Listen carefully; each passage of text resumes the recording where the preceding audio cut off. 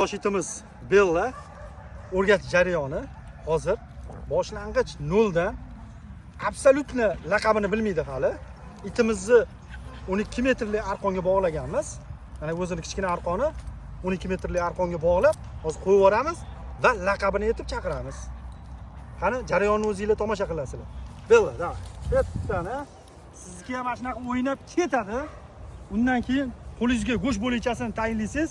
Bella, ко мне deysiz, arqonni tortasiz ekan. Hop. Bella. Yoningizga kelmaydi bu. Chunki laqabini bilmaydi, nimaga chaqirayotganini bilmaydi. Yoningizga keldi, go'sht bo'lachasini berasiz. Ana, yeb oldi. Hop. Yana qo'yib yuboramiz. Ketdi. Bella. ко мне.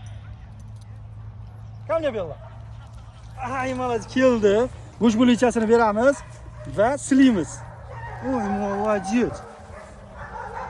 Har kuni vaqtingizni ajratib ertalab 1 soat, yo 15 minut jab bo'lmasa, kechqurun yana 15 minut shug'ullaning. Itingiz уже o'rganishni boshlaydi.